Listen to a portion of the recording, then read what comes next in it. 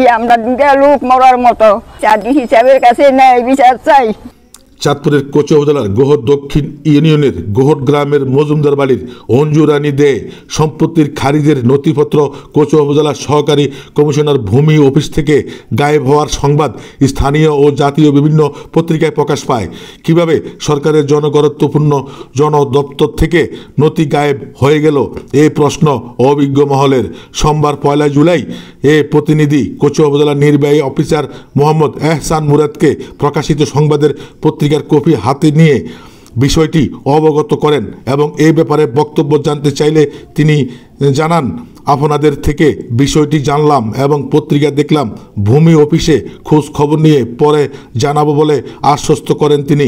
উল্লেখ্য যে গত 1 বছর পূর্বে অঞ্জু রানী দে কোচুয়া উপজেলা সহকারী কমিশনার ভূমি অফিসে গোহট 143 নং মৌজার CS 570 খতিয়ানে তার নানার নামে মালিকীয় সম্পত্তির ওয়ারিশ হিসেবে মালিক হয়ে খারিজের আবেদন করে।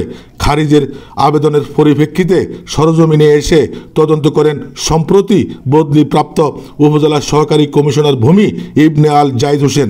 গত 4-5 দিন পূর্বে অঞ্জু রানী দে তার খারিজের নথি কচুয়া উপজেলা ভূমি অফিস থেকে গায়েবের বিষয়টি জানতে পেরে তিনি স্থানীয় সাংবাদিকদেরকে অবগত করেন। পরে মুঠোফোনে নবযোগদানকারী সহকারী কমিশনার ভূমি বাপ্পি দত্ত রনির নিকট সাংবাদিকরা জানতে চাইলে তিনি জানিয়েছেন, অঞ্জু রানীর আবেদনটি আমার পূর্বের সহকারী কমিশনার ভূমির সময়ে করা হয়েছে। তার নামজারির আবেদনপত্রটি আমি এসে পাইনি। নতুন করে আবেদন করলে যথাযথ ব্যবস্থা নেব। এই সংবাদটি গত 30 জুন স্থানীয় ও জাতীয় বিভিন্ন পত্রিকায় প্রকাশ পায়। চরম ভুক্তভোগী অঞ্জু রানী দে চাঁদপুর জেলা প্রশাসকের নিকট ন্যায় বিচার চেয়ে দৃষ্টি কামনা করেছেন। অঞ্জু রানী দে, আমার বাড়ি গোহট মজুমদার বাড়ি। আমি আমার মায়ের সম্পত্তি গত 1 বছর আগে কচুয়া খারিজ করার জন্য গিয়েছিলাম। এখন সেই খারিজের কোনো পাত্তা নাই। আবার জানতে পারলাম আমার কাগজপত্র অফিস থেকে গায়েব হয়ে গেছে।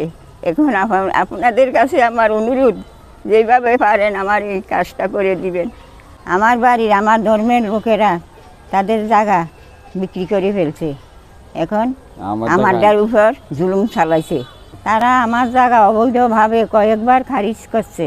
কাগজপত্র জমা দেওয়ার পর তাদের খারিজ বাতিল হয়েছে। আমি আপনাদের সাংবাদিকের কাছে বলেছিলাম তারা আবারও জায়গা খারিজ করতে পারে অবৈধভাবে।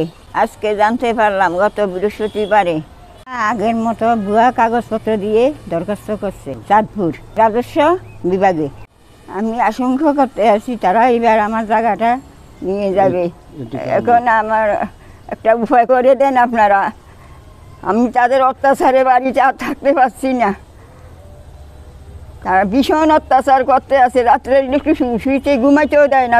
তারা অত্যাচারের সীমার বাইরে করতে আছে। আমার ঘরে ইটা, চালে ইটা, নানান অত্যাচার। আমরা 2টা মানুষ, আমার ছেলেগুলি বাড়ি আসতে দেয় না। রুজি রোজগার সব বন্ধ করে দিছে। ছেলেদের চালায় কান্দা কাটিয়ে আমরা 2টা লোক মরার মতো। যা অত্যাচার করে তাকে অত্যাচারের কোনো শেষ নাই। ডাক দেওয়া দিলে কোনো মানে না। অত্যাচারের উপর অত্যাচার চালাইতেই থাকে। জানালা ধাক্কা দৌড়াই মারতে আইয়ে দাও কাছিবে। আমি চাঁদপুরের ডিসি সাহেবের কাছে ন্যায় বিচার চাই। আমার এই অনুরোধ।